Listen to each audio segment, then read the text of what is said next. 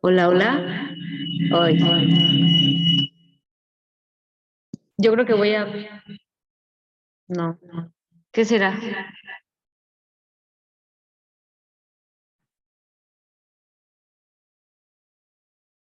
Ahorita que solucionemos ese eco, con mucho gusto ya. ¿Me pongo el cubrebocas? Ah, sí, dígame. Lo personas que va a tener ahorita aquí en No lo Sonora. sé porque algunos están por llegar. Lo que pasa es que hubo una actividad antes Ojalá que y se fueron a comer o algo así y están por llegar unos, yo creo que 3 o 4 más, perfecto. pero no muchos más, ¿eh? Nada más para saber contar Ok. el personaje.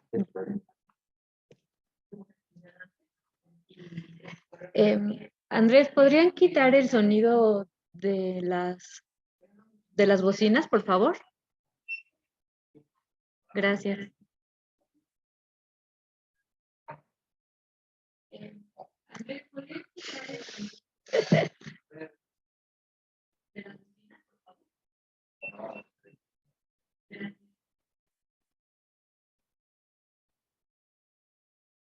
Mm. Hola, hola, hola. Sí, supongo que está mejor, ¿no? Sí, mientras no se repita lo que estoy diciendo así de manera diferida,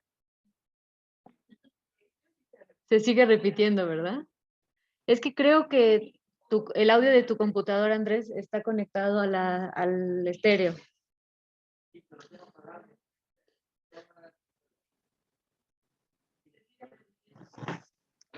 Eso. Ahora sí, ya. Perfecto. Eso es lo que había que hacer. Ya, creo.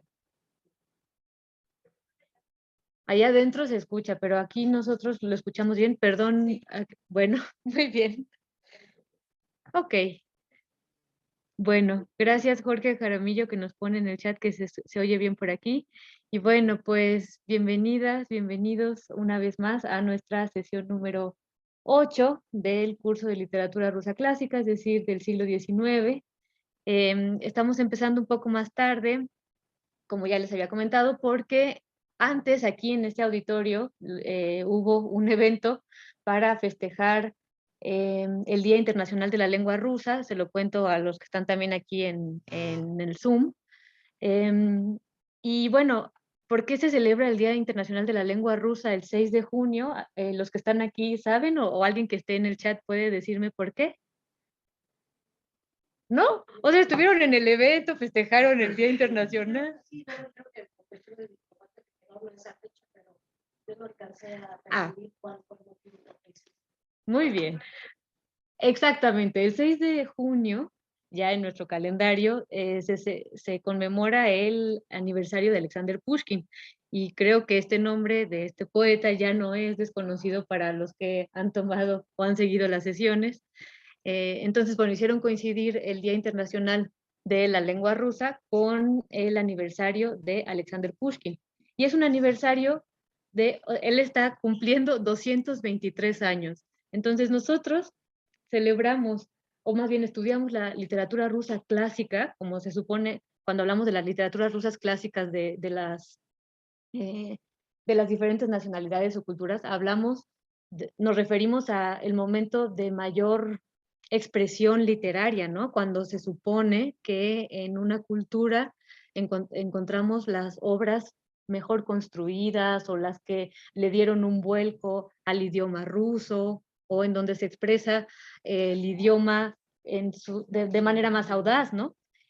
Y es curioso que esta literatura, adelante, el periodo que nosotros estamos estudiando, lo llamemos clásico, cuando es el momento en el que la literatura realmente se está formando como tal, ¿no?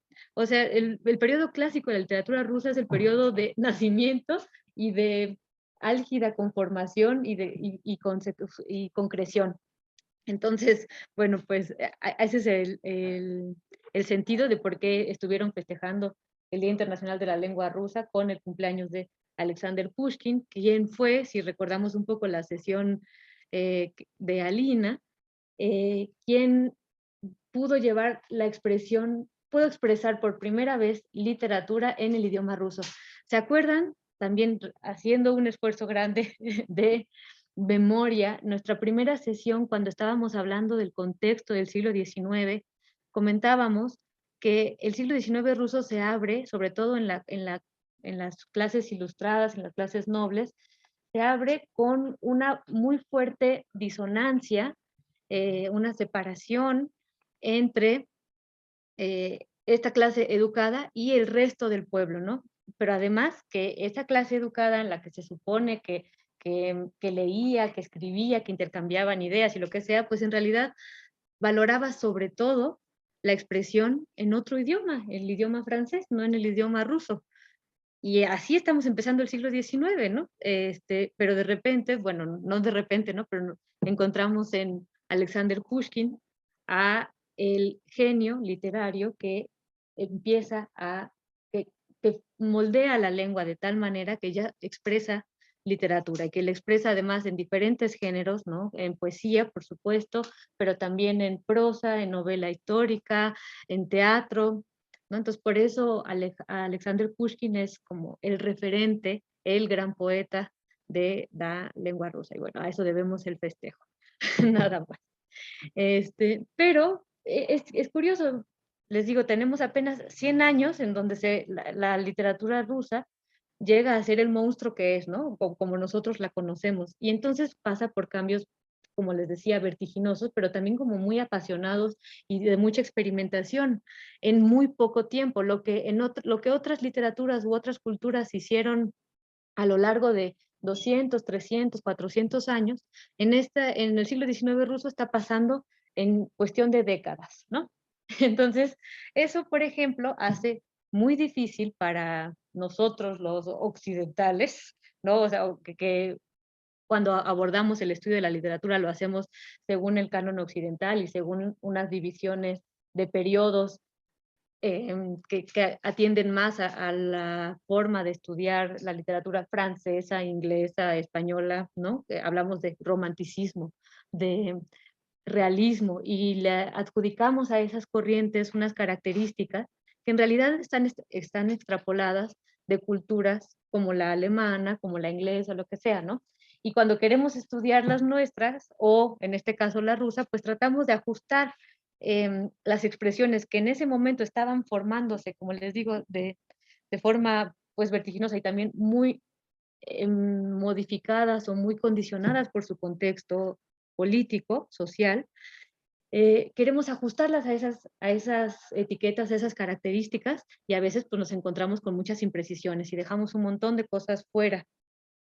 Y esa es la razón por la cual hablar de realismo ruso es pues bastante espinoso, complicado, porque mm, empezamos, las sesiones que hemos tenido anteriormente, de la mano de Alina Dadayeva, han sido sobre todo de la primera parte, del primer cuarto, un poquito más adelante, tal vez los primeros 30 años del siglo XIX, de la literatura.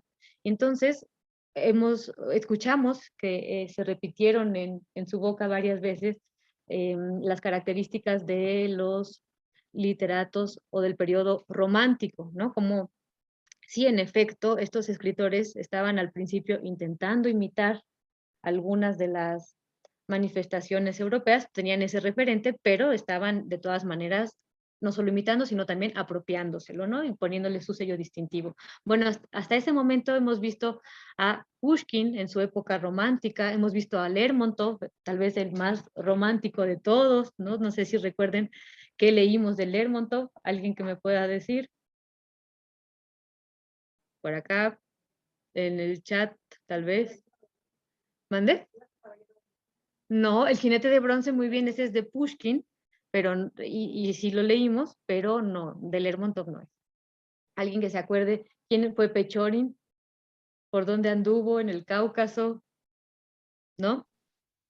Héroes de nuestro tiempo, ¿no? Sí, muchas gracias, PR Carena. También nos comenta por acá. Exacto, mujeres de nuestro tiempo. Sí, muy bien. Bueno, entonces hemos hasta ahora estado más o menos en esa etapa de formación de la literatura, de la expresión más bien romántica. pero luego les digo, llegamos a Pushkin, llegamos a Nekrasov, también nos asomamos a él y empezamos a notar ciertos cambios. También fue avanzando el periodo y las condiciones sociales fueron cambiando un poco. Y se dice que el realismo ruso empieza por ahí más o menos de la década de 1840. Entre 1840 y 1850, los críticos literarios, hay un crítico que también hemos estado repitiendo hasta saciarnos, no sé si se acuerdan, quién es la voz cantante a principios sí, del siglo XIX. Belinsky, exactamente, el crítico Vissarion Belinsky, un joven que además no pertenecía a la nobleza, ¿no? Que venía de una familia con dificultades económicas, que siempre tuvo una muy mala salud, tuberculoso, que murió muy joven, pero que consagró su vida a la literatura. Decía que la literatura rusa era la sangre que le corría por las venas, ¿no? Pero para él la literatura era también, pasó por la etapa romántica, pasó por la etapa de estar estudiando a los filósofos alemanes y todo. A él lo corrieron de la universidad y sin embargo se convirtió en el crítico más importante. Y en un momento, él fundó las bases de lo que se llamó la escuela natural, que la escuela natural es un término adoptado por él para invitar a los escritores, a los pensadores de su tiempo a utilizar la herramienta de la literatura como algo que les ayude a hacer un diagnóstico de la sociedad, a comprender qué sucede, qué es lo que tiene a la sociedad como la tiene. O sea, primero, ¿cómo está su sociedad? Recordemos que también el siglo XIX ruso es un siglo turbulento, un siglo en el que se van gestando las ideas que desembocarán después en la revolución bolchevique. Entonces, pensemos también que, bueno, a ver si podemos recordar, había algo en particular que la nobleza rusa, de lo que la nobleza rusa adquirió conciencia después de 1812, después de la invasión de Napoleón y de la victoria rusa. Los nobles que pelearon allí se dieron cuenta de algo que hasta ese momento no habían visto. Habían vivido sin entender lo que eso significaba. ¿Alguien puede recordar qué fue eso? ¿De qué se dieron cuenta? ¿Y cuál fue la angustia existencial que se formó en su cabecita? La de los nobles. Exacto. Suena así como medio feo, ¿no? Pero en ese momento los nobles rusos que pelearon con sus siervos se dieron cuenta de que existían esas personas y que esas personas estaban mucho más cerca, mucho más ligadas al pueblo, a la cultura, a la religión, a lo que era quizá lo auténticamente ruso, y que ellos, por su parte, no solo no estaban cerca no sabían cuál era la expresión de lo ruso, qué era lo que los hacía rusos, sino que además, digamos que tuvieron como un pequeño proceso de deconstrucción, perdón por usar este término que no corresponde para la época, ¿no? Pero se dieron cuenta, exacto, de que, pues, había una cierta o una muy grande injusticia en las posiciones, ¿no? En la posición que ellos tenían como nobles y en la posición que ocupaban los siervos, que eran finalmente unos esclavos.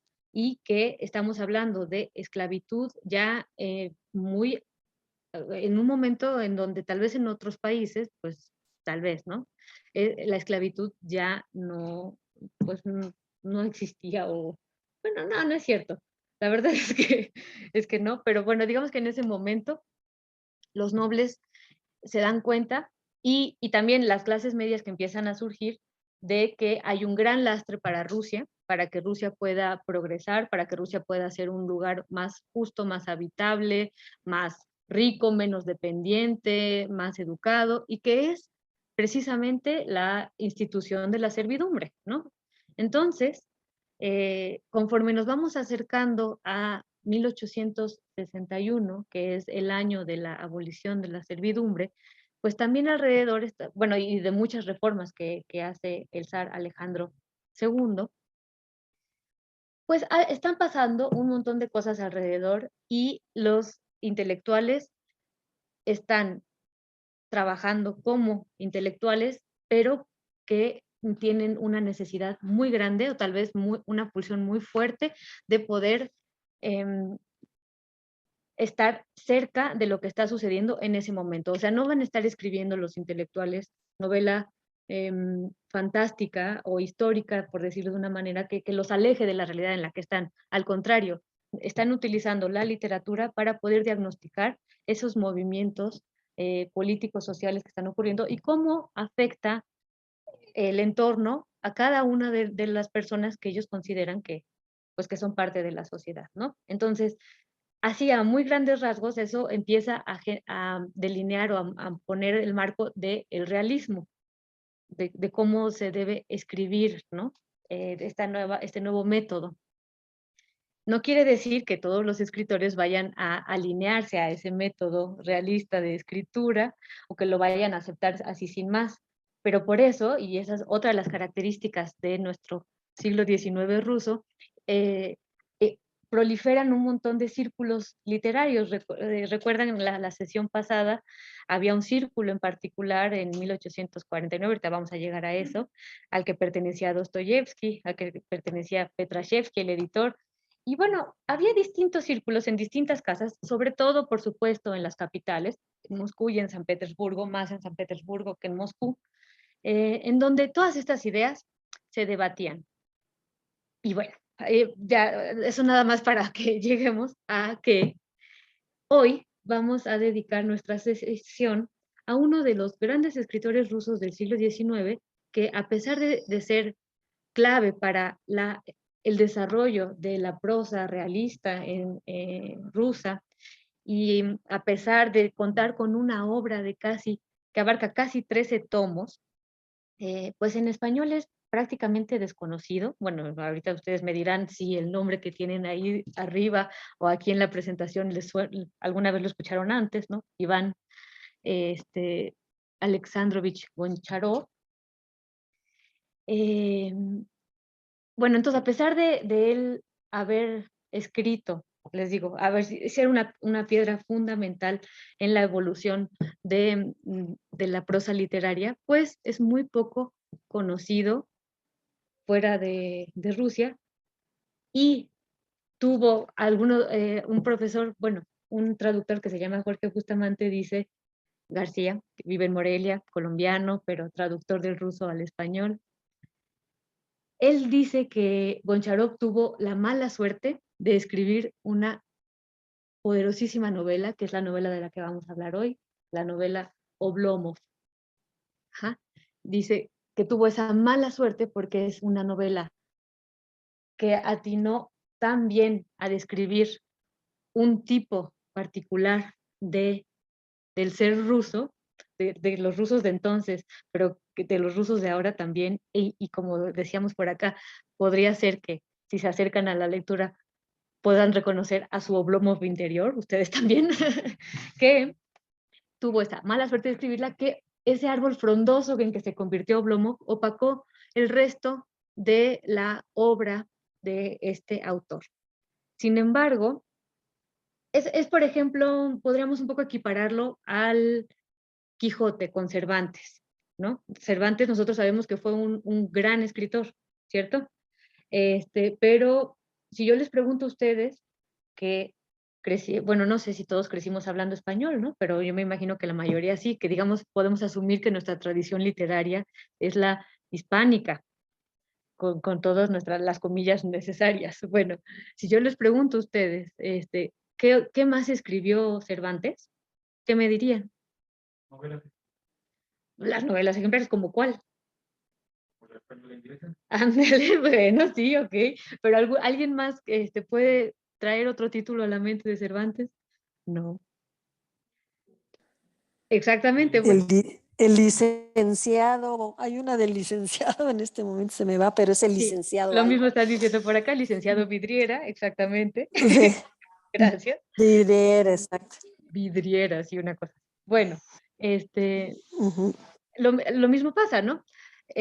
Sabemos que Cervantes escribió el Quijote y además incluso podríamos no haber leído el Quijote todavía y saber de qué trata y saber qué características tiene ese personaje, un poco de qué está hablando el Quijote. O sea, el Quijote es un personaje que es una alegoría de qué. Yo creo que pone en crisis al ideal caballeresco. Por aquí dice que pone crisis al ideal caballeresco, sí, de acuerdo. ¿Qué más? ¿Qué más podríamos decir? ¿El Quijote de qué nos habla? Hablando de nuestras características humanas. ¿De qué habla el Quijote? Por aquí sí pueden escribir si estoy viendo el chat, ¿eh? Perdón. Bueno, para muchos el Quijote es como la representación de de la locura gramatical, la locura que nos viene por las letras, de que él vive en un ideal que ha leído en sus libros y que no se da cuenta o quién sabe qué le pasa, pero cada vez que sale a la calle buscando rescatar, buscando hacer un bien, se da de bruces con todo lo que sucede alrededor porque no se corresponde con lo que él tiene en la mente, ¿no? Eh, entonces, bueno, el Quijote nos habla, pues más o menos sabemos de qué va, ¿no? Algo así sucede con este personaje de la literatura rusa del que vamos a hablar hoy, que es nuestro personaje Ilya Ilich Oblomov, o Oblomov, como le quieran decir.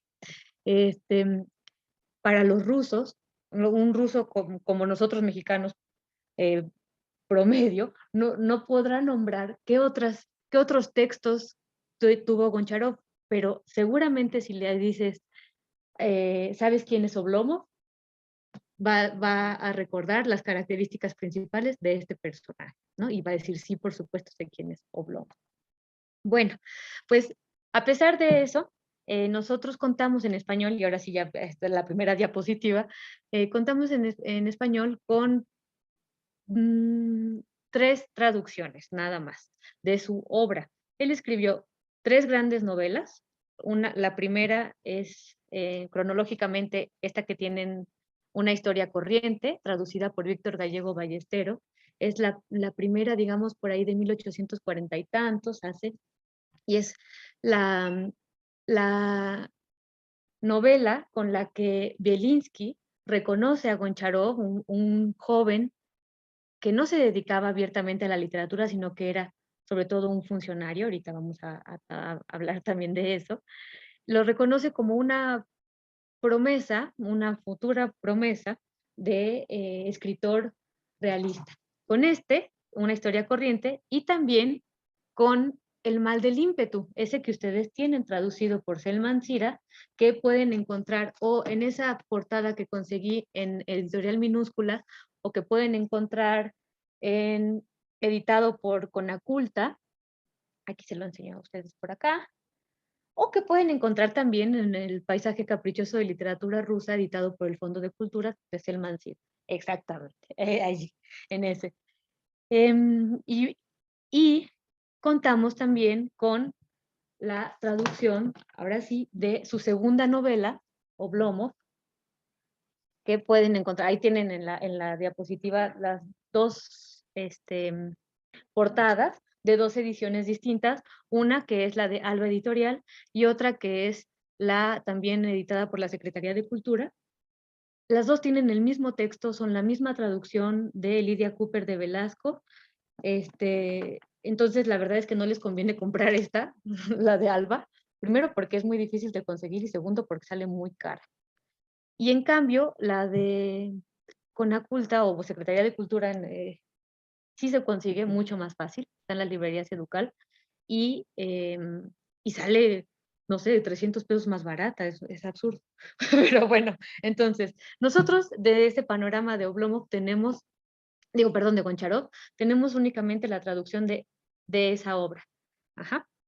Y El mal del ímpetu fue una sorpresa para el mundo hispanoparlante, porque El mal del ímpetu se publica originalmente en Rusia en 1838. Ajá. También junto con una historia corriente son lo que presenta a a Goncharov como un escritor que merece la pena ser publicado. Y bueno, la primera traducción que tenemos al español es hasta 1980 y tantos, que lo traduce Selma, pero en realidad ahora que lo podemos consultar son las ediciones de después del 2000, del año 2000, ¿no? Y en El mal del ímpetu nosotros podemos observar que ya está el germen de la idea principal de la novela Oblomo. Entonces, preguntaba hace rato a los que estaban si habían tenido chance de leer El mal del ímpetu o empezar con Oblomo. También pregunto aquí a los del chat si alguien pudo leer El mal del ímpetu o no. Entonces, bueno, nada más que pueden poner manitas si quieren de participación, reacciones o decirme, ¿no? Bueno, El mal del ímpetu pareciera ser todo lo contrario de lo que después se desarrollará en Oblomov, pero ahí está el germen.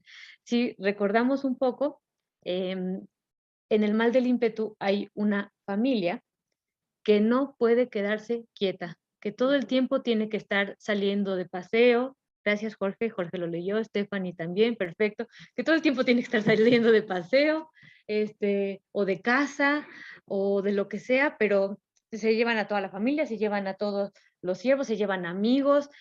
Es una cosa que no descansan en ningún momento. Si están en casa hay juegos, y el narrador quiere que su amigo, Tiashrelenko, ahorita vamos a ver cómo para Goncharov en su mundo literario los apellidos son parlantes, es decir, son elocuentes, son característicos de cada uno de los personajes. No solo para Goncharov, en general en la literatura rusa los apellidos siempre nos dicen algo.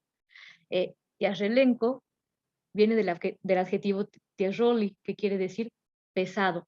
Entonces, alguien que se apellida Tiashrelenko es como pesadote, ¿no? Entonces, al señor pesadote, que es tan flojo, que se ha quedado quieto tanto tiempo y ha comido tanto que se le desbordan las lonjas como la piel de un rinoceronte o algo así, dice. Bueno, a este Tiashrelenko quieren quieren convertirlo a la sociedad esta de la familia, a que se mueva, ¿no? Y mediante el contraste entre este personaje Tiashrelenko y la familia alterada, pues Goncharov pone esa idea, el germen de la idea de Oblomov, que vendrá después, ¿no? La enfermedad que puede representar, por un lado, el exceso de acción, y la enfermedad que puede representar, por otro lado, el estatismo total, ¿no? Vamos a ver cómo eso se representa entonces en Oblomov. Bueno, ahí tienen una diapositiva muy cargada de texto, les pido una disculpa, pero vamos a ir yendo, regresando, entonces tengan un poco de paciencia. Goncharov escribe Oblomov, se tarda en escribir Oblomov 10 años. Una historia corriente la escribe en 5 años. Su segunda novela, Oblomov, la escribe a lo largo de 10 años. Y su tercera novela importante, de la que no tenemos traducción y que ojalá algún día la tengamos, se llama El acantilado, El precipicio, El barranco. Ya veremos cómo le pone quien la traduzca. Y esa se tardó en hacerla 20 años, o sea, progresivamente iba trabajando más y más, entonces tomaba mucho tiempo de escritura. Pero vamos a ver, en 1848, él publica un adelanto que si pudieron asomarse a la primera parte de Oblomov, lo habrían leído. El capítulo número 9 de la primera parte es el único que tiene título, y se llama El sueño de Oblomov, exactamente. Y ese sueño de Oblomov, así ese capítulo, lo publica en 1848, y las personas, o sea, genera cierta reacción, pero todavía no se entiende bien qué va a ser esa novela, ¿no? Y empieza a trabajar en ella, y se tarda 10 años que son muy significativos. Vamos a intentar comprender qué era lo que estaba sucediendo en ese momento, en qué estado social escribió Goncharov esta novela. Antes de que vayamos a la respuesta, solamente les voy a referir muy brevemente el argumento de esta novela. Esta novela trata de lo siguiente.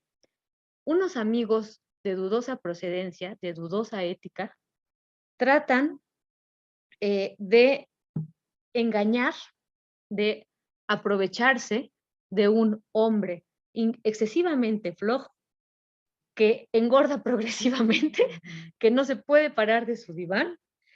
Por otro lado, tiene un amigo que sí un poco lo salva o lo motiva a pararse de ese diván, pero ese amigo termina, ¿cómo lo motiva? Diciéndole que hay una muchacha que está enamorada de él y que él tiene que hacerle la corte, no sé qué. ¿Quién sabe cómo lo logra este amigo? Pero hace que se pare, que se emocione, y al final el amigo termina quedándose con esa muchacha. Entonces, pero fíjense, todo esto son 600 páginas, ajá. 600 páginas para un argumento de ¿cuánta acción? Muy poca, o si no es que nada de acción, ajá. No hay, bueno, no sé si ustedes puedan decirme si conocen algún texto de otra literatura en donde durante las primeras 200 páginas el personaje principal no se pare de la cama, no se mueva del lugar en el que está. 200 páginas. Y son 200 páginas en las que, sin embargo, la lectura se mantiene atenta, se mantiene interesada. Ahí ya nos empieza a hablar algo del estilo del trabajo del escritor. Pero bueno, ese es Oblomov, ¿no? Un masacote de páginas, un masacote de palabras en donde hay muy poca acción. Imagínense, estamos hablando que por otro lado, los críticos están exigiendo que se haga una novela realista, que nos explique cómo funciona la sociedad, que nos explique las contradicciones de lo que sucede. Belinsky mismo sugería que se hicieran relatos breves, cortos, para que uno pudiera ir pasando de un tipo a otro tipo con facilidad, con agilidad. Y en cambio, de repente llega este masacote, Oblomov, ¿no? Y es una novela para la que se tardan 10 años en hacerla. Bueno, ¿qué pasa en esos 10 años? Vamos a ver. Espérenme un momentito. Uy, ahí está. Bueno, ustedes tal vez no lo recuerden, pero también en la primera sesión en la que estábamos hablando un poco del contexto, les había comentado cómo cada zar del que ocupa pues el puesto de zar a lo largo del siglo XIX impone ciertas características a su reinado, ¿no? De más o menos fuerza, que hay como un movimiento pendular entre cada uno de los áreas, del conservadurismo al libertarismo, pero nunca llegando o permitiendo que se haga una república, una monarquía constitucional, por ejemplo, ¿no? Y tal vez recordarán ustedes que el zar que es recordado para el siglo XIX como el de mayor represión ideológica, el que tuvo la mano más dura, el que generó una policía censora, absurda, bueno, o sea, como que estaba en todos lados, que cerró cátedras en las universidades, que persiguió a los intelectuales, que los llevó al exilio o que los condenó al fusilamiento, pues fue Nicolás I, el que sube al poder sin querer ser zar, al que no le tocaba, pero que sube después de la revuelta de los decembristas, ¿se acuerdan? En 1825, y su primer acto es la represión en la plaza del Senado, matando a muchos de los que estaban ahí manifestándose, pero también llevando a muchos a la cárcel y llevando al exilio en Siberia a estos intelectuales que eran hijos de 1812, ¿se acuerdan? Ya un poquito más. Bueno, en los años que van de 1848 a 1858, cuando se termina la redacción de Oblomov, eso se conocen un poco como los años oscuros en la sociedad rusa. Muy poquito tiempo después, de 1859, 60, 61, hasta el 62, 63, por allí, hay un movimiento de reformas, ¿no? En 55 se muere Nicolás, sube su hijo Alejandro II, que va a ser el zar de las reformas y el que levantará la servidumbre o abolirá la servidumbre, y que después morirá en un atentado terrorista, si lo recuerdan, ¿no? En 1881. Bueno, esos años previos al 61 o a la época de las reformas, con Alejandro II, son conocidos como la época oscura, 7 años o 8 años de mucha dificultad, sí, de mucho silencio. ¿Y por qué? ¿A qué creen que se debiera ese silencio? Es paradójico porque, fíjense, en estos años, 1825, 1855, el momento en el que se está, a pesar de que hay una censura muy fuerte, también es cuando está la literatura así, en su plena expresión, ¿no? Tenemos a Pushkin, por eso la imagen que les pongo aquí es este señor Alejandro II, y del otro lado tienen a Alexander Pushkin, un dibujo, un autorretrato suyo en caballo, porque Nicolás I se convirtió en censor personal de Pushkin. Al mismo tiempo tenemos la escuela de Belinsky, tenemos a Dostoyevsky empezando a escribir, tenemos a Goncharov, a Turgenev, es decir, se está formando es paradójico porque en un momento en el que se impone silencio, está creando, hay un florecimiento en las artes y en la literatura, no nada más en la literatura, también en la música y en otras partes.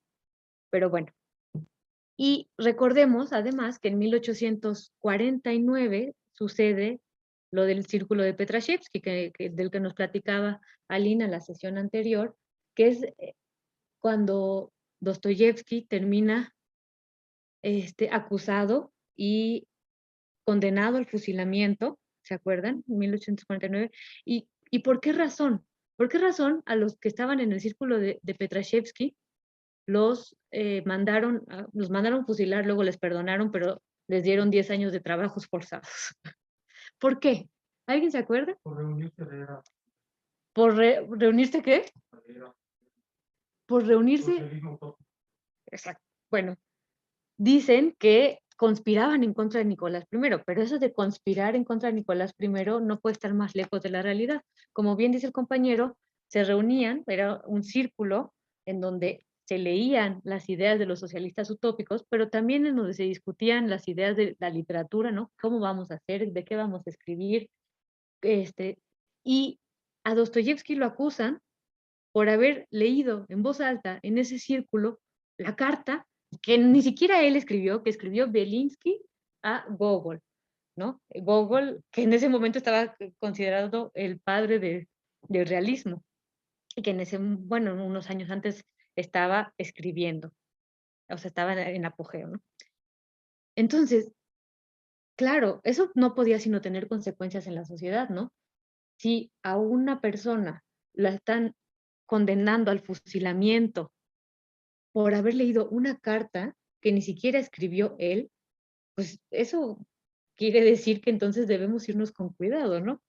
Y en esos años oscuros hay mucho silencio, literario, político, en ese sentido, ¿no? A pesar de que puedan existir los círculos, hay un freno.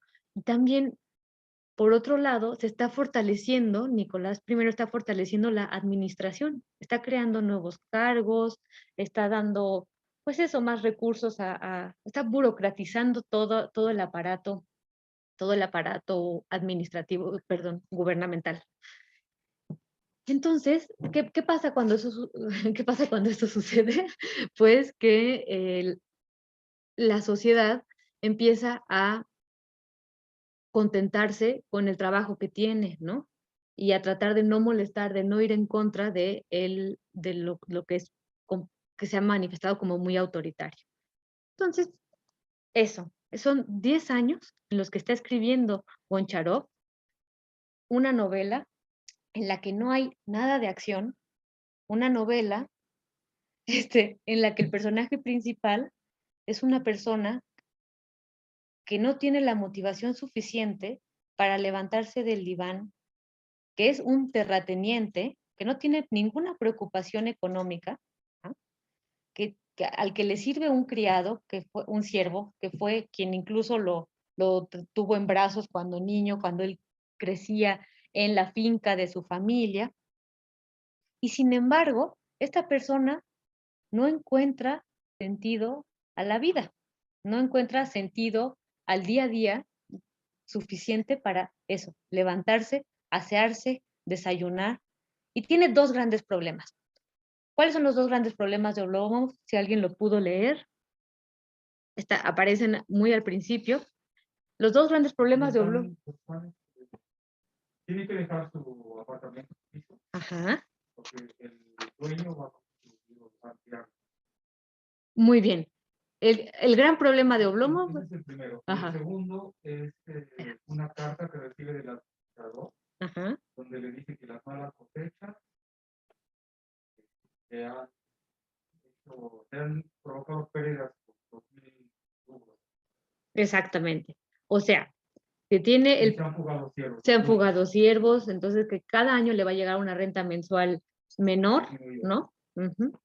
Es decir, tiene estos dos problemas. Uno, que en sus posesiones, el administrador claramente le está haciendo pues algún tipo de trampa, ¿no? Y le está diciendo que las cosechas no funcionan y que no le va a llegar el mismo dinero. Él como terrateniente, como propietario, tendría que moverse, tendría que ir a su hacienda para ver qué está sucediendo, por qué no hacen lo que tienen que hacer, bla, bla, bla, pero no lo hace. Se la pasa atormentado pensando en un plan para poder recuperar su propiedad. Y por otro lado, tiene el otro problema de que donde está viviendo en San Petersburgo, donde lleva 8 años viviendo en San Petersburgo o más, le están pidiendo que desaloje el lugar, ¿no? Porque el dueño quiere que esa habitación sea para su hijo que está por casarse. Y entonces eso lo atormenta. Pero ¿qué pasa? ¿Cómo lo atormenta? Pues el hombre sufre y dice, ajá, exacto, pero ni siquiera recibe al administrador, no tiene ni la motivación para escribir una carta, ¿no? No sabe dónde están las cartas que le mandan, todo el tiempo está molestando a su criado, tiene una relación ahí con el criado peculiar que habría que analizarse en otro momento, ¿no? Es un procrastinador. Exactamente, hoy le llamaríamos como un procrastinador. Pero no solamente es un procrastinador, podremos pensar, pues Oblomov es el holgazán de holgazanes y ya está, pero no, resulta que en la conciencia colectiva, en los lectores, en la mente del lector, después de leer la novela de Oblomov es algo más que un simple flojo, que un simple noble, bueno para nada. Oblomov es alguien bueno, es alguien inteligente, es alguien que tiene como principios éticos muy, muy claros. No necesariamente se lo lleva a moverse, ¿no? Pero que sí puede distinguir entre el bien y el mal, que puede distinguir entre lo que es palabrería y lo que no, que tiene la sed o la necesidad de conocer al ser humano, no, o sea, de tratar sinceramente con las personas y no necesariamente de tratar con los personajes, con las caretas que se ponen las personas cuando van a trabajar o cuando se dicen portadores de una gran carrera o de una gran educación, ¿no? Él dice, yo quiero conocer lo auténtico. Entonces, resulta que tenemos un personaje que no nos es desagradable, que no nos choca a pesar de ser tan flojo, a pesar de ser tan desesperante, de ver cómo, de permitir que el mundo simplemente lo atropelle, ¿no? ¿Por qué es esa situación? ¿Qué pasa? Bueno, pues algunas personas han dicho que esta novela, o bueno, más bien vamos a preguntarnos si esta novela se puede considerar como una novela realista después de que hemos estado hablando. Si se puede considerar como una novela realista, tendríamos que preguntarnos qué aspecto de la sociedad está diagnosticando y, por un lado, si el tratamiento de los personajes es realista, si lo que ocurre es realista, si está anclado en su tiempo o no. Entonces tendríamos que ir desbrozando, ¿no? Para un crítico y escritor literario contemporáneo que se llama Dmitry Bikov, Oblomov no se puede considerar una novela realista sino que es una alegoría, y es más bien una novela, y él la llama así, psicodélica. ¿Sí es psicodélica? Sí, psicodélica. ¿Por qué psicodélica? Psicodélica, ay Dios mío, no. Perdón, es que hice muy grande el chat y dejé de ver. Psicodélica, no tanto porque te haga alucinar mientras la estás leyendo, ¿no? Sino porque por la manera en la que está escrita, por la narración, por el hecho de que no suceda nada, por el hecho de que sea aburrida, uno entra también en un estado como de hipnosis, como letárgico, igual que la sociedad está dormida, está apagada, está así. Lo mismo pasa con esta novela, con Oblomov.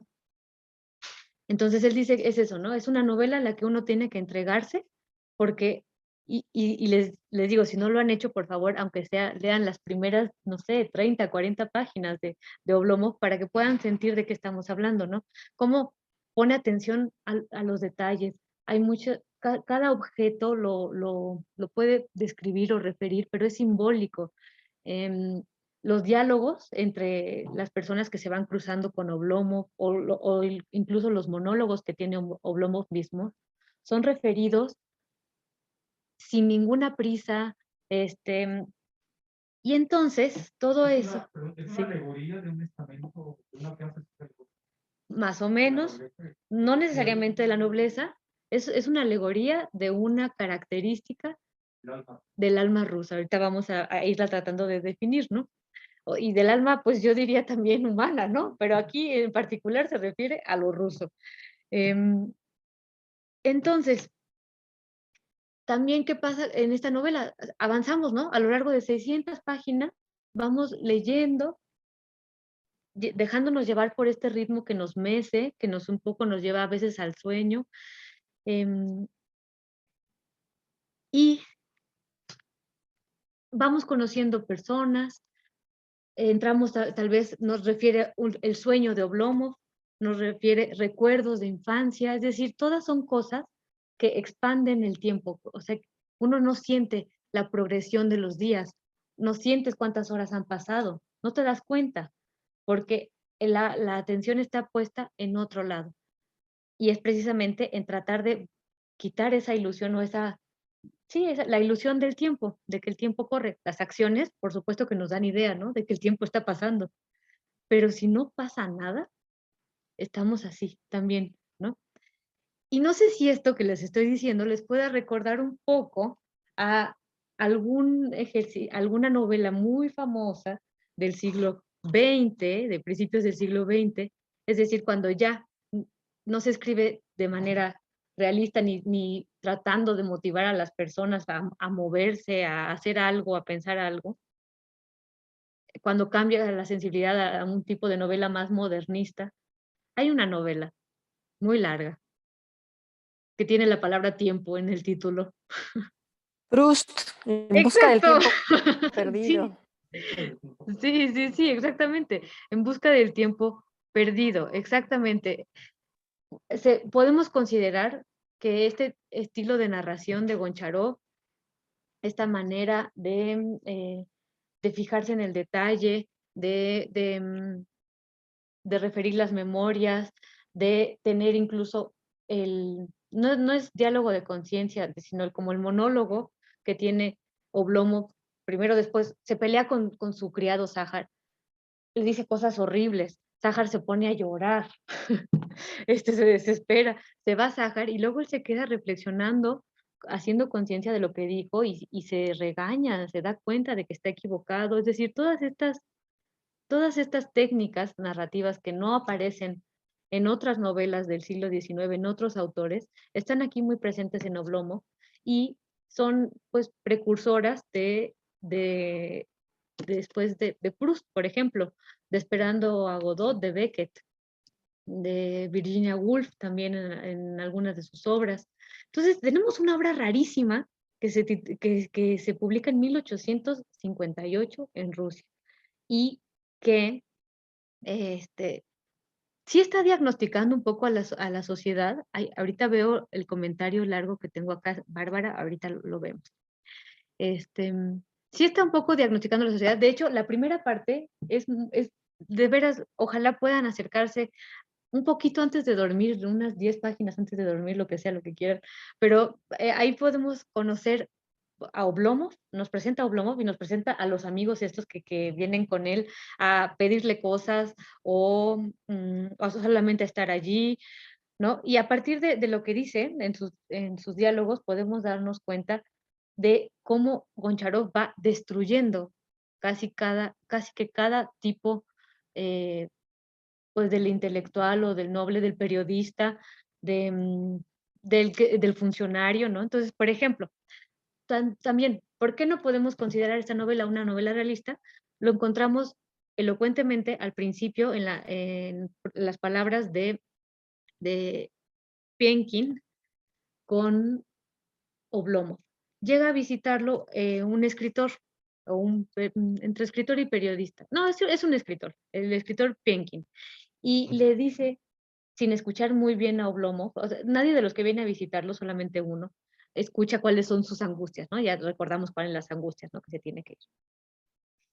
Y le dice, usted tiene que leer esta nueva maravilla que acaba de salir, es una novela que rompe con todo, que va a causar mucha polémica, no sé qué. Y Oblomov le dice, pero claro que no, yo no tengo por qué leer eso, qué flojera, eso no me dice nada. Pero ¿cómo dice? ¿Cómo que no? Entonces, miren, aquí ya, yo no lo voy a referir, más bien aquí lo podemos leer en el recuadro verde. Dice Penkin, léala, aunque sea por curiosidad. ¿Puede enseñarme acaso algo nuevo? Preguntó Oblomov. ¿Para qué escriben esas cosas? Para divertirse ellos mismos tan solo. ¿Cómo ellos mismos? ¿Qué dice de la fidelidad con que representan a los personajes? Parecen vivos. A cualquiera que describan, al comerciante, al oficial o al guardia, diríase que es un calco de la realidad.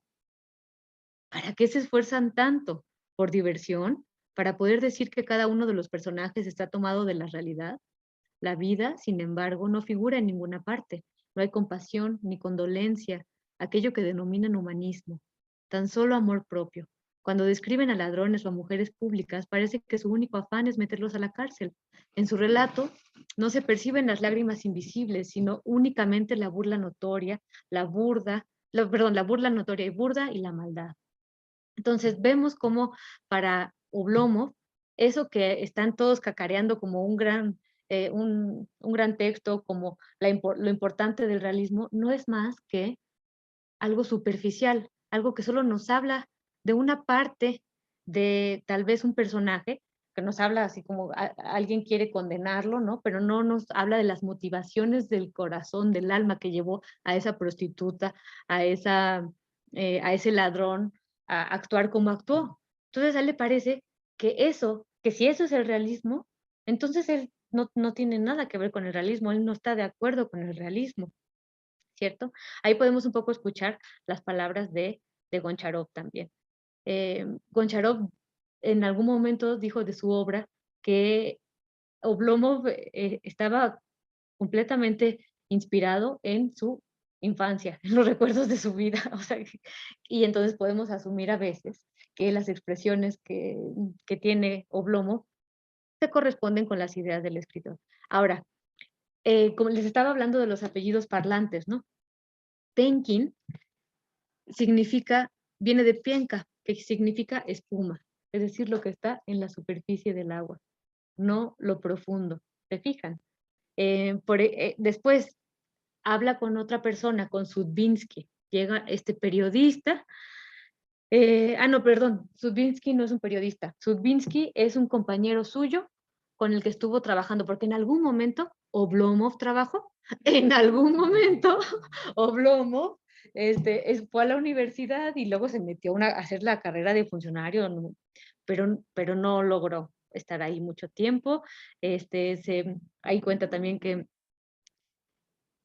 que logró que su jefe le dijera que estaba enfermo y jamás regresar, ¿no? Ya así tenemos a nuestro Oblomov tirado en la cama, pero cuando trabajó conoció a una que otra persona y entre ellas a Sudbinski, que lo viene a visitar también para pedirle que lo lleve a no sé dónde, un coche, lo que sea, o para presumirle cómo él ha avanzado en la carrera, ¿no? Cómo él ya tiene tantas horas para comer y tiene un sueldo que asciende a no sé cuántos rublos, y cómo cuando se va del trabajo todavía tiene la energía suficiente para ocuparse de una que otra cosa en su casa, y entonces él es un trabajador ejemplar.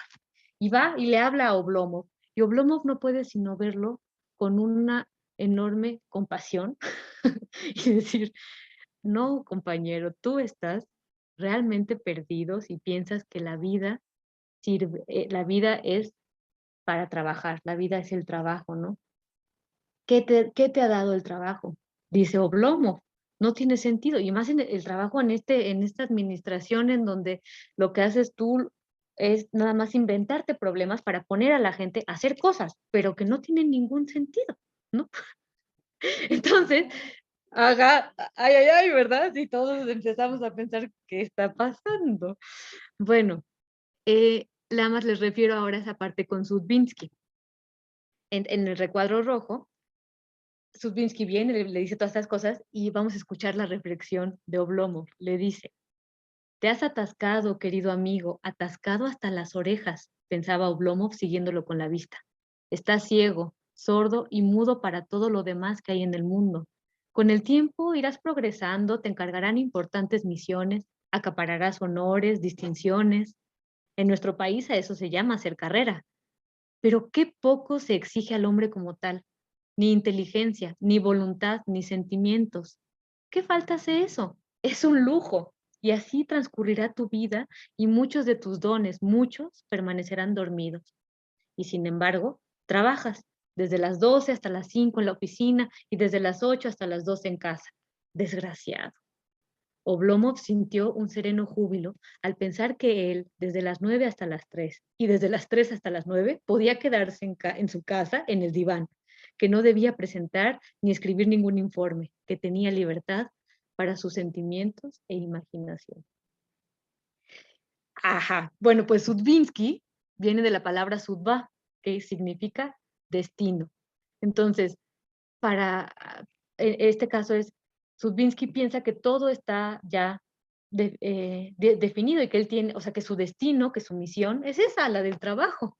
Y por eso obtiene la realización, mientras que Oblomov se da cuenta, o bueno, desde la postura de Oblomov, eso no es verdad. Ahí tampoco hay sentido.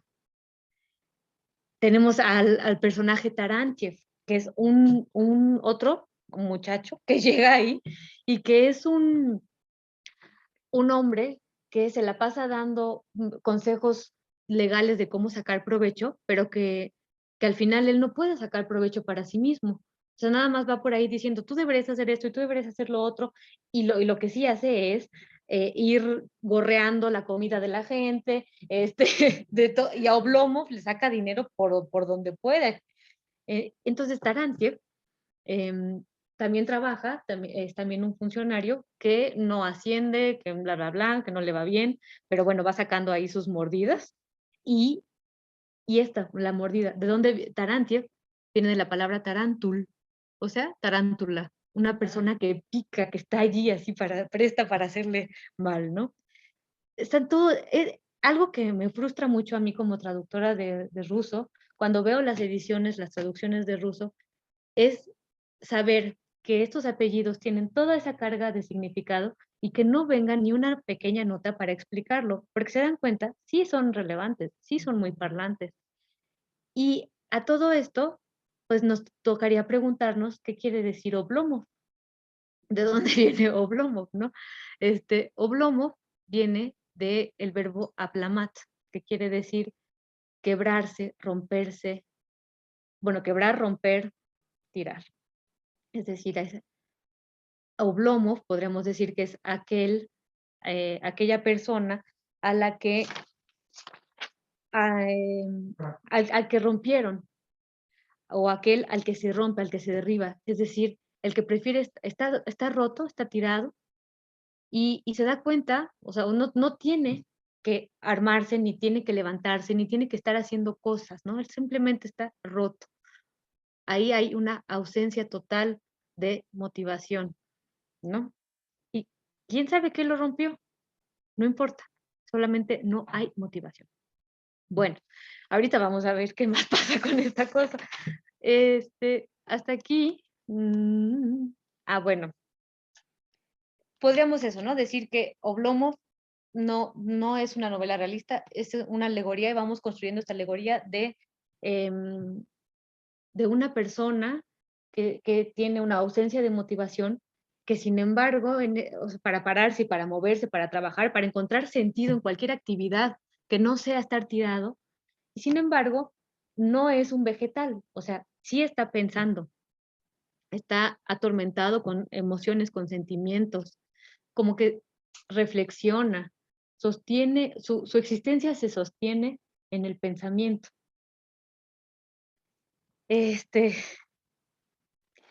Pareciera también, ¿no?, que es una buena persona, pero no va a ir a arreglar, cualquier cosa que le suceda es una gran desgracia, porque no va a arreglar ni va a mover un dedo para que eso se solucione, para que esté bien, ¿no? Si su administrador le dice que las cosechas tal, pues entonces va a quedarse cada vez sin dinero, con menos dinero, sin tener que ir a solucionar nada. Hay un momento a la mitad de la novela, otras 200 páginas, digamos, en donde el único amigo que sí trata y que convence a Oblomov de que se mueva, que sí trata de motivarlo, también es importante, alemán. Es un alemán que se llama Stolz. Yo no sabía, porque no sé alemán, pero Orgulloso, altanero. exactamente, orgulloso, altanero.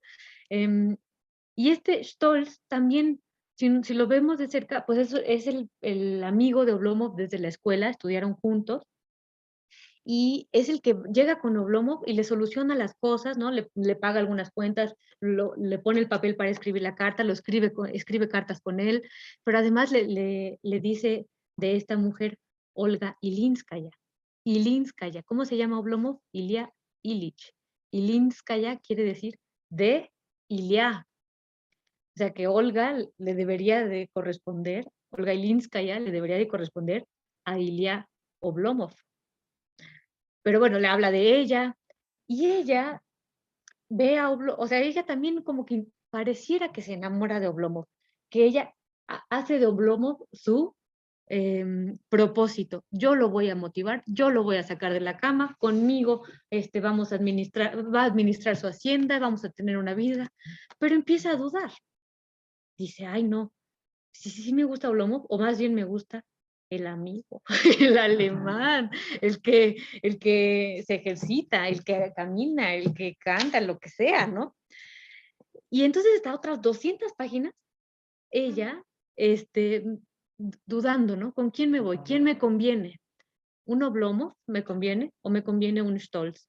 O, si pensamos ya más como alegóricamente, ¿o será que más bien me conviene otro tipo, como Bázarov, al que vamos a ver después en Turgeniev, en la novela Padres e Hijos, ¿no?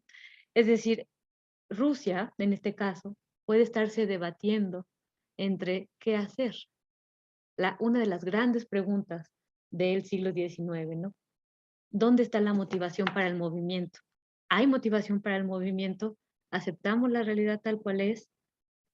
¿Hay sentido en las acciones? ¿Hay sentido en este realismo que son pura palabrería superficial? ¿Hay sentido en la carrera del funcionario? Stolz, que es el que se mueve, el que hace las cosas, dice que hizo una carrera, pero nunca nos dicen carrera en qué. Cada vez que soluciona algo, lo soluciona porque tiene un pariente o un conocido o un amigo, pero no en realidad porque la carrera le haya servido de nada. Entonces, entonces pareciera ¿dónde están las cosas? O sea, ¿qué le conviene a Rusia en este momento? Esa es una de las preguntas que contribuyen a esta alegoría. Empieza Goncharov tratando de estudiar un vicio suyo. Esa es una cosa muy característica en los escritores, ¿no? Que agarran y, no sé, son celosos, como Tolstoy. Y entonces escriben sobre sus celos, para tratar de comprenderlos, para tratar tal vez de superarlos. Quién sabe, a veces escriben y los justifican. Pero bueno, escriben sobre uno, digamos, un vicio suyo. Goncharov dice, empecé escribiendo sobre mi pereza, sobre mi flojera. Y la pregunta sería, ¿y logró superarla? Oblomov, después de leer a Oblomov, ¿qué le pasa al lector? ¿Se quiere acostar con Oblomov? O sea, quiere tirarse en el diván de Oblomov, perdón, no que se acueste con él, sino acostarse en el diván de Oblomov y no hacer nada. Pierde la motivación también, es decir, se da cuenta lógicamente, racionalmente, filosóficamente, con los pensamientos y las acciones de Oblomov, que de verdad nada tiene sentido, que no hay motivación, o el lector después de pasar por las 600 páginas, en donde hay mucho humor también, no se crean que de estas 600 páginas hipnotizantes, para algunos aburridas, pero de verdad vale mucho la pena. O lo que quiere después de pasar esas páginas es todo lo contrario, es moverse a la acción. Bueno, eso lo responderán ustedes después de que lo lean. Pero pareciera que en general, después de muchos años que lleva existiendo Oblomov, los rusos, por lo menos, piensan, consideran que no. O sea, que se ha retratado lo que desde la novela está nombrado allí como una enfermedad, como una condición que no tiene forma de superarse, ajá, que no, ¿cómo se llama? Sí, que es más bien, ese es un diagnóstico muy acertado, que no tiene por qué curarse, sino que pueden reconocer cada quien en sí mismo que es la enfermedad del oblomovismo o hablomovshina, oblomovismo, más fácil. Y es una enfermedad que viene de este personaje, así como el quijotismo, ¿no? Pero que viene de este personaje, que no es una enfermedad física, ni social, ni nerviosa, sino simplemente una ausencia de motivación. Y si nos ponemos ya a pensar en que esto es una alegoría que no atiende nada más a una persona, sino que nos habla de algo más grande, pues entonces podemos pensar que es una enfermedad no solo de Oblomo, el personaje, el individuo, sino de la sociedad. Es decir, cualquier actividad conduce a la pérdida de sentido y a la palabrería vacía de las acciones. No sé si ahorita, tal vez en las siguientes clases podamos entender el choque que generó esta novela en 1858 al ser publicada, porque trato de decirles, ¿no? Son estos momentos, la década de los 50, de los 60, en donde toda la ideología revolucionaria se está gestando, los socialistas, los narodnik y los populistas, ¿no? Es decir, hay mucha efervescencia social, hay muchas ganas ya más adelante, ¿no? pero sí de transformar lo que está sucediendo, de organizarse. Y sin embargo, sale esta novela y todos se reconocen en ella. Les parece un diagnóstico de lo más acertado, pero además un diagnóstico implacable, ¿no? Si uno termina reconociendo que realmente nada tiene sentido y no hay ninguna ausencia de motivación, ¿qué sigue? ¿Cómo sigues viviendo después de eso, no? Pues es interesante. Bueno, eso ya también habrá que leerlo cada quien. Muchas personas rechazaron en su momento a Oblomov, pero también hubo quien este oblomovismo lo interpretó o lo trató de llevar más hacia el campo social, político. Y otro crítico muy conocido de la época, también muy joven, así como Vissarion Belinsky, que fue contemporáneo de Belinsky, y luego le siguió en la edición de los Anales Patrios, la revista, fue Dabralyubov o Dobrolyubov, como le quieran decir. Y él sacó un artículo que decía, ¿qué significa el oblomovismo? Y allí no se fue nada más a la parte ontológica, existencial de la falta o ausencia de motivación, sino que más bien lo ubicó esta enfermedad, la señaló en una clase social, o como uno de los elementos que podía propiciar una conciencia de clase y una lucha de clases. Entonces, para Dobrolyubov, la enfermedad de Oblomov se cumple, o es posible, digamos, gracias a que existe la servidumbre. Y todos los nobles predecesores, y ya estamos aquí hablando de personajes literarios, ahorita vamos a ver desde Onegin hasta Rudin lo vamos a ver la siguiente clase, pero Eugenio Onegin tal vez lo recuerden con la sesión de Pushkin. Bueno, todos esos que eran nobles estuvieron infectados por el mismo virus, dice Dobrolyubov. El oblomovismo es producto del trabajo esclavo y del atraso. Las clases altas consideraban el trabajo una desgracia social y a la ineficiencia como un rasgo de nobleza. Y sí, hay una parte en que también en lo que les recomendé que leyera, en donde Zahar, el sirviente, le dice a Oblomov, intentando motivarlo para que le responda a quienes lo quieren echar de casa, que otras personas, que no son necesariamente como él, sí podrían hacer la mudanza. O sea, porque Oblomov dice, pero ¿quién puede mudarse? ¿Sabes lo que significa mudarse? Significa que el señor esté en la calle con sus cosas. ¿Y cómo podría yo hacer eso? Y entonces dice Zahar, pues otros sí que podrían. Y se enoja tanto Oblomov, tanto se ofende, porque Oblomov depende completamente de su entorno. Depende de la opinión externa. Y en un momento cuando le está respondiendo por qué él no es como los otros, dice que ¿acaso él tiene que trabajar? ¿Acaso él alguna vez se ha tenido que poner los calcetines? Dice que no, ¿no? O sea, entonces está elogiando eso que decía precisamente Dobrolyubov, ¿no? El trabajo es una desgracia social y la ineficiencia un rasgo de nobleza. Entonces, bueno, generó un montón de respuestas distintas, ¿no? Pero Oblomov y el oblomovismo se quedaron dentro de la cultura y de la conciencia rusa hasta hoy día, ¿no? Incluso podríamos nosotros reconocerlo en nosotros mismos, ¿no? ¿Qué tanto de Oblomov tenemos? ¿Qué tanto de Oblomov tiene nuestra sociedad? En fin. ¿Cuál Sí. sería la relación o la diferencia entre este oblomovismo y el Lo vamos a ver la siguiente sesión. Sí, todos leen, bueno, no, aunque no la lean, pero ojalá puedan leerla, la novela Padres e Hijos de Turgenev, ahí está, vamos a hablar del nihilismo. Pero el oblomovismo, pues digamos que es más como una característica, ¿cómo podríamos decir? Individual, ¿no? Personal. El nihilista, hay un momento en el que sí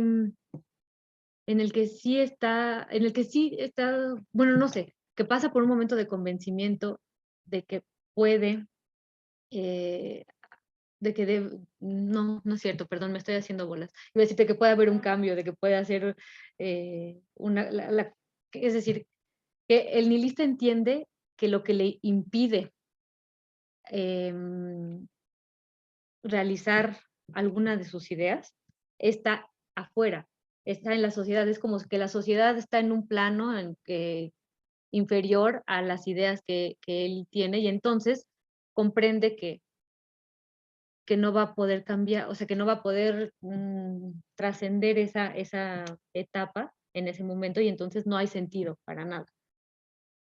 Pero si fueran las cosas diferentes, tal vez sí actuaría.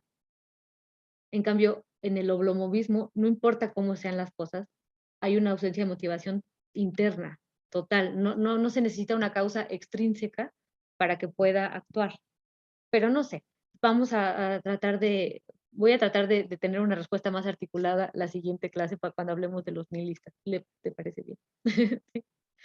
Bueno, sí, claro, adelante. En uno de los libros de cambio, Sí. la primera parte habla del filósofo de exilio. está bien interesante porque habla de que cuando la gente empieza a hacer un análisis de lo que es la realidad de la vida, cuando se da cuenta de que realmente nada de lo que hace tiene sentido realmente. Yo todavía estoy con la gente. Y me parece que está muy pegado, bueno, podría parecer que está pegado con esto de los no encontrar sentido en nada, para qué seguir, y la salida es el sentido. Por ejemplo, estamos tratando de dar un antídoto, pero bueno, como esta reflexión, piensa que aunque nosotros nos demos cuenta que de hecho nada tiene sentido, pensar que el sentido podemos dar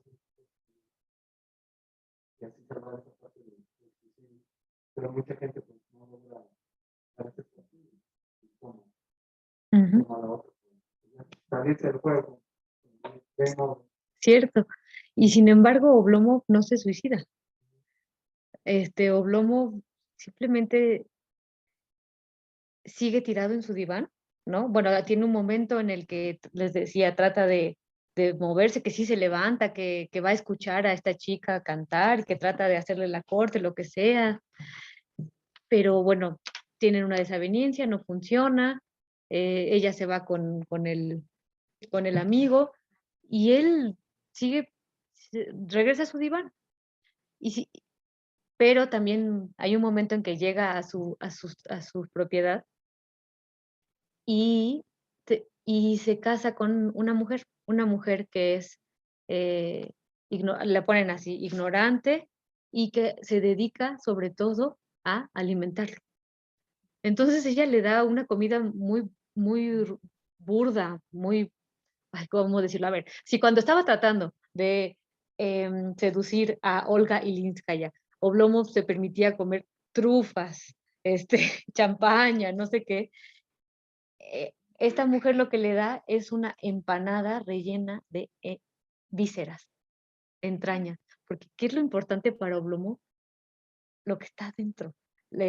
Sí, las entrañas, el corazón, la motivación, pero eso, si está en una completa ataraxia, eso también poco a poco es lo que va llenando de capas de grasa, digamos aquí,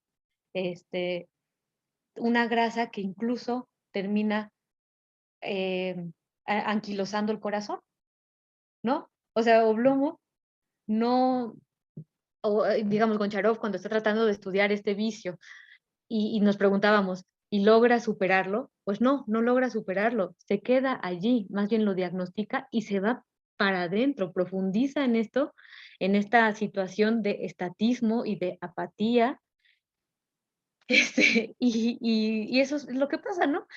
Él está satisfecho, digamos, con tener este alimento por parte de la mujer, no se le exige nada más, y ese alimento, y aunado a que siga sin moverse, va generando aquello en lo que termina por hundirlo, por matarlo, pero no es él el que el que comete el acto suicida, sino es esa forma de vida hasta que eso decide parar su corazón, ya, ¿no? Entonces, bueno, eso también es interesante. Y yo les quería preguntar, bueno, aquí les pongo una imagen de cuando los rusos hablan o escuchan esa primera parte de Oblomov, de que no se mueve, involuntariamente lo asocian con un personaje de los cantos épicos rusos populares, un personaje mitológico que es Ilya Muromets. Ilya Muromets fue un bogatir o sí, un caballero muy fuerte después, que pasó 33 años de su vida sin moverse.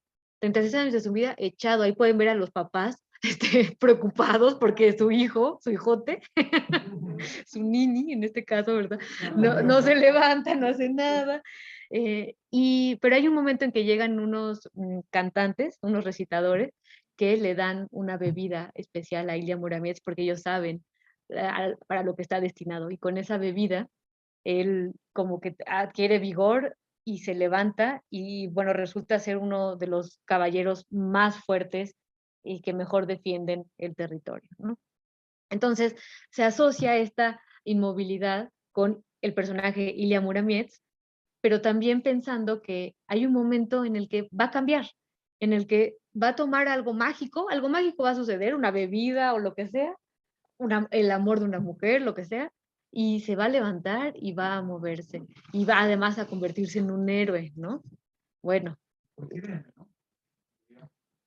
Bueno, coinciden en el nombre, sí, pero ándale, también eso lo puede hacer que lo asocien. No creo que Goncharov estuviera pensando en eso, pero se lo pongo porque si ustedes buscan cosas sobre Oblomov, seguramente les saldrá este nombre. Y también para aprovechar, para recomendarles que se acerquen a los cantos épicos rusos, no son del siglo XIX, no, son anteriores. Hay una muy buena edición y traducción que se consigue en español, en Gredos, traducido y editado por Susana Torres, aquí, ahí se lo pongo, pero no lo puedo ver aquí. Susana Torres Prieto. Cantos épicos rusos. Si les interesa, tengo el PDF, lo puedo subir al Drive y si son de los que les gusta comprar el libro, pues ahí está, o sea, sí se puede conseguir, ¿no? Se lo subo y ya ustedes se asomarán. Bueno, y la siguiente, todavía tenemos un poquitito de tiempo. Yo quería preguntarles si nosotros podemos, tal vez sea pronto para preguntarlo, tal vez después pueda recuperar estas diapositivas, si consideramos que Oblomov es un nombre superfluo. Tal vez recuerden, ¿no? Cuando hablamos de Onegin y perdón, y de Pechorin, cuando leímos Un héroe de nuestro tiempo, de Lermontov, que usamos esta categoría, ¿no? El hombre Lishny Chilaviek, que es más bien, algunos traducen como el hombre superfluo, pero es la persona que sobra y que, ¿mande? No, que sobra, o sea, como que no, que las cosas están dispuestas de tal manera que su presencia no es necesaria, ¿no? O no encuentra sentido dentro de ese microcosmos. Sí. O fíjate que yo estaba pensando, ya había yo escuchado esta opción, Sí. pero pienso que más bien, yo como lo entiendo, no es que sobre no, sino más bien tiene que ver con el tiempo que les tocó a ellos. Todos estos aspectos, les tocó este paseo de la modernidad. Entonces la modernidad a muchas personas las dejó sin sentido, no era necesario para la modernidad. Entonces en este caso su cuerpo se entiende como alguien que no necesita, pero no. Más bien es alguien que la modernidad no lo necesita, o sea, no tiene cabida en la modernidad. Muy bien, esa podría ser, sí, también. El caso de Romo, se me hace muy parecido de Pechorin también era un desenamorado de la vida, en el sentido en que pensaba que todo era absurdo y él encontraba su alivio en cosas muy extremas, ¿no? En este sentido, emociones muy agresivas. Sí. En el caso de Romo, está buscando también una salida, pero por otro lado, por la inmovilidad. Sí, exactamente. Ahorita vamos un poco a aterrizar eso. Nos hablaste de Pechorin, hablamos de Onegin, que son estas personas que la modernidad no los acepta, digamos, o ¿cómo fue que? Más bien ellos se dan cuenta Que no pertenecen. Que no tienen cabida. Que no tienen cabida, de acuerdo. Pero, es que se me fue el avión, perdón.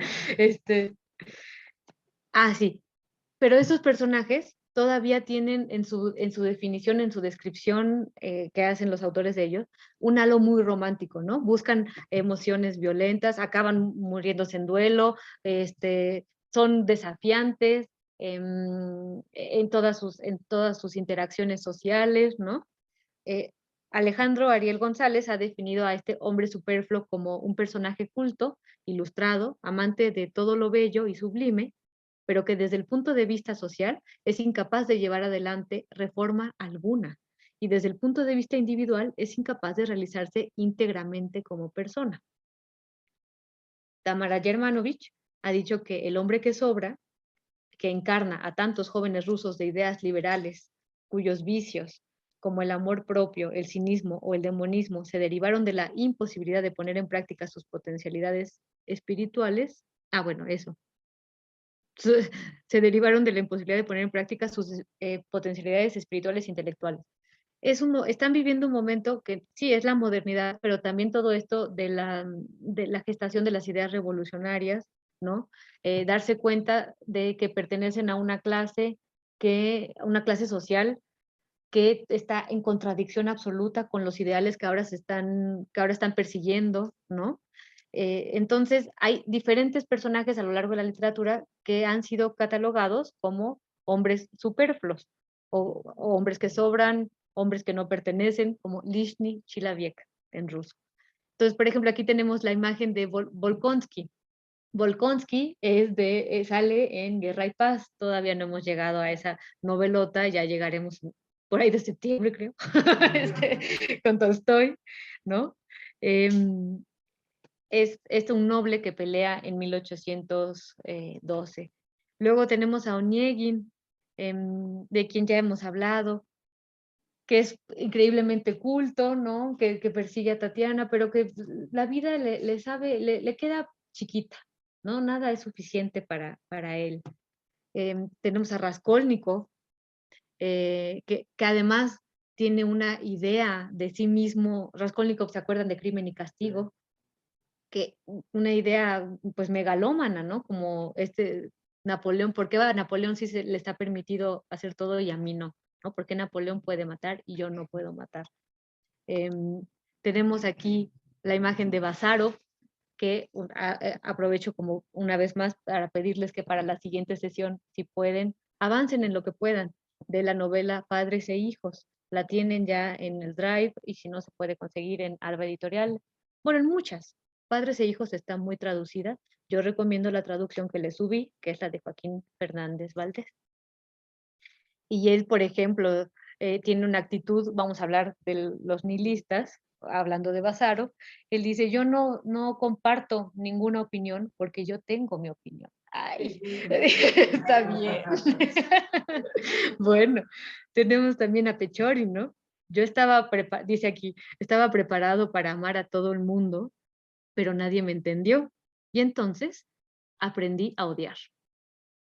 Y tenemos a Chatsky. Es una de las deudas que tendré con ustedes en el ciclo, todo el curso, porque no sé si ya se dieron cuenta viendo el programa, pero no tenemos ninguna obra de teatro.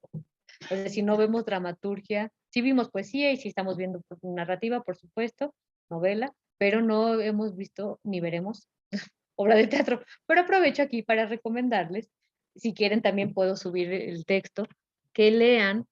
Hay dos grandes dramaturgos en el siglo XIX, ¿no? Uno es Griboyedo, autor de La desgracia que viene de la inteligencia, del ingenio, y otro es Ostrovsky, que en sus obras de teatro también creó o reflejó a un tipo de personaje que surgió en esa época, que es el comerciante rico y terco y violento, y es una nueva clase social que aparece, ¿no? Bueno, ellos no los vamos a ver, pero la tristeza que viene la tristeza, la desgracia que viene del ingenio de ser inteligente, así se llama esa obra, tiene como personaje a este provocador de Chatsky, ¿no? A este hombre que viaja y que regresa a un lugar estático, se da cuenta de que las personas no son lo que él pensaba. Y la frase que recuperan en esa ilustración dice, soy extraño, soy raro, pero ¿quién no es raro? ¿Quién no es raro? Pues aquel que se parece a todos los tontos. Dice que es semejante a los tontos. Dices, bueno. Entonces aquí tenemos a nuestros hombres superfluos, ¿no? En la literatura. Y si bien Oblomov puede catalogarse como un hombre superfluo, la diferencia en el tratamiento de este personaje es que los otros, como habíamos dicho, están todavía rodeados de esta halo romántico, ¿no? O tienen esta personalidad increíblemente soberbia o no sé, que los lleva a morir en duelo, que los lleva a ser irreverentes con todo. Y Oblomov, en cambio, es como si nos desenmascararan al hombre superfluo, como si nos lo presentaran como un caso clínico, ¿no? Esto es lo que realmente le sucede a la persona por dentro. Por eso esta persona, por esto este tipo de personalidad, pues, no encaja, no está, no pertenece. Y entonces su tratamiento es eso, como mucho más despiadado, como mucho más así, clínico, ¿no? No tanto romántico que digas, ay, cómo me encantaría conocer a Chatsky o conocer a Bazarov y platicar con él, ¿no? No, no. Y bueno, pues ahí, esa es una idea que les propongo, ¿no? Pero claro, habrá que seguir leyendo y seguir comparando para que ustedes también me puedan decir cuál es su opinión, qué piensan. ¿Me quería decir algo? Bueno, Sí, ayer vieron una película aquí, sí, el matrimonio, ok. y también me parece que está basada Ujú. en una obra, un texto de Tolstoy.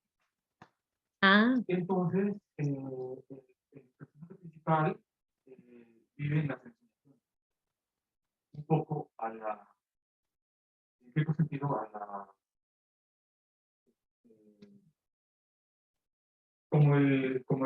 a la obra homónima, ujú, que también tiende a que la realidad la ataja sueño. ah, gracias. No he visto la película.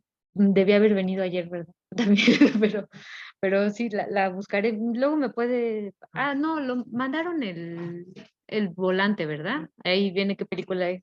Gracias. Sí, la buscaré. Hasta ahora he quedado de subirles a Griboyedo y a los cantos épicos rusos, ¿verdad? ¿Algún otro? No.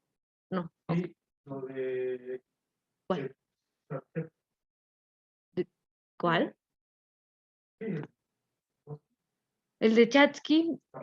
Chatsky es el personaje de la obra de Griboyedo. Entonces, sí, claro que sí. Bueno, y bueno, sí, claro. ¿Por qué no cae en algo médico como una depresión? ¿Por qué no cae? Sí, pues, Pero cae.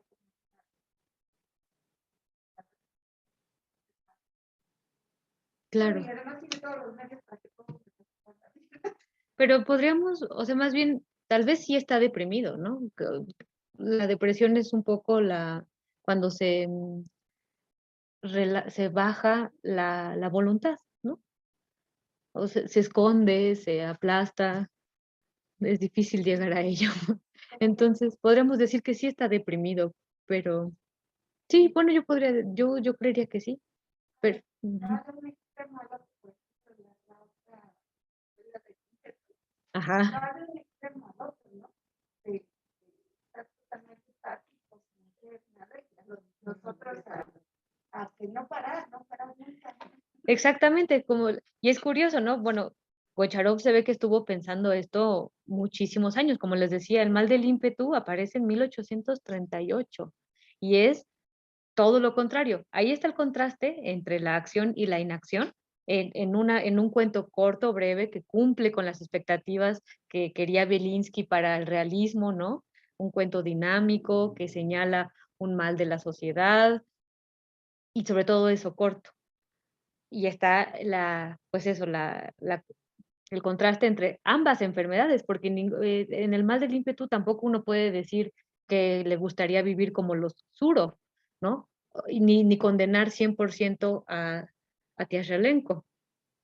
Entonces, eh, sí, ya después con Oblomov, pues mucho más profundamente nos expresará Goncharov su idea o la alegoría que es importante, creo, también tratar de recordar que va más allá, ¿no? Del caso personal, sino que también está hablando de un momento de la sociedad y es un momento que se repite una tras otra vez, ¿no?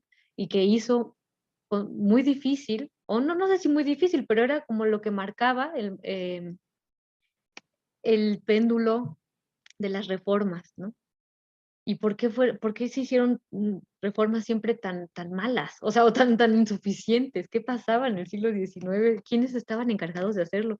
Y bueno, Goncharov dice todo esto desde un punto de vista bastante privilegiado, porque, o bueno, más bien como de muy en un lugar desde dentro. Goncharov hizo una carrera de funcionario durante 33 años.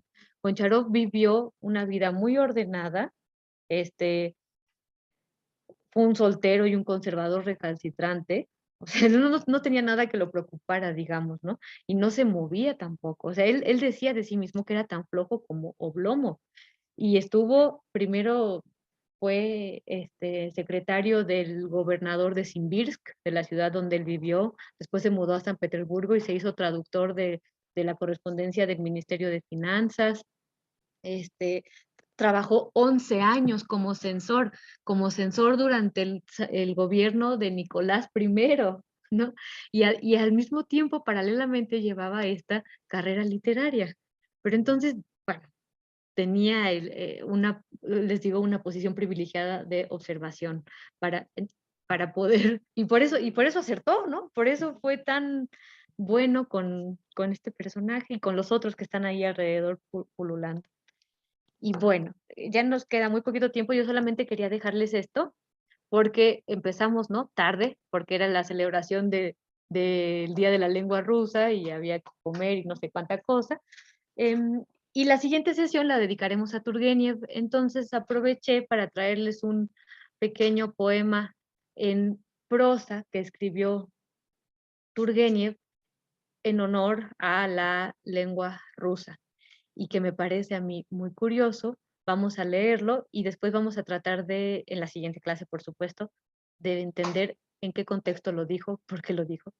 Pero miren, la lengua rusa. En días de incertidumbre, en días de amargas reflexiones sobre la incertidumbre de mi patria, tan solo tú eres mi aliento y mi apoyo, oh lengua rusa, lengua magna, vigorosa, veraz y libre. De no ser por ti, ¿cómo no caer en la desesperación a la vista de todo lo que acontece en mi tierra? Mas no puedo dejar de creer que semejante lengua no haya sido dada a un gran pueblo. Yo ya conocía este poema, pero ¿están de acuerdo que si lo leemos hoy, tiene otras resonancias, ¿no? O más bien pareciera que lo hubiera escrito un escritor contemporáneo. ¿A qué días de incertidumbre se referirá Turgeniev? ¿Qué le estaba sucediendo a él en junio de 1882? ¿Quién fue Turgeniev? ¿Qué escribió? ¿Por qué se le conoce? Bueno, todo eso lo veremos en la siguiente sesión. Les pido por favor ya que lean esta de Padres e Hijos, si pueden, y si no quieren leer Padres e Hijos o una novela, subí también del diario de un cazador, así le pusieron, también se puede encontrar como Memorias de un cazador, y son cuentos breves que retratan la vida de los ciervos. Entonces, si quieren, pueden agarrar ese documento y leer de manera voluntaria, antojadiza, cualquiera, ¿no? 1, 2, 3, el que sea, no tienen que leerlos por orden, pero de esa manera pueden leer un poquito de Turgeniev antes de venir a la clase. ¿Sale? Bueno, pues muchas gracias, ya son 3 para las 5.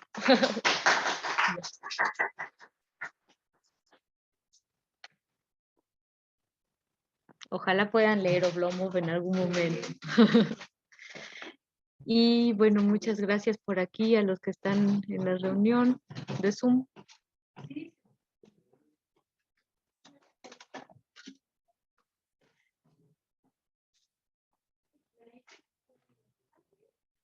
Y sí, gracias. Perdón, Rocío, no sé si estés todavía por allí, pero bueno, así creo que sí.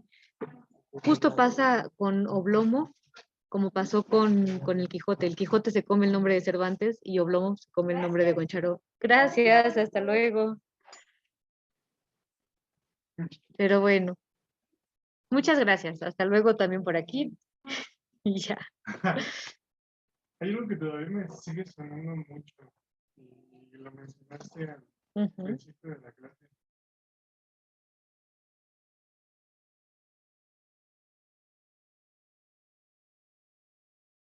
¿Va? Sí, Rocío, gracias. Perdón, adiós. Es que va retrasada la sesión Zoom, entonces lo que le dije lo escucha después. Pero bueno, hasta luego. de tener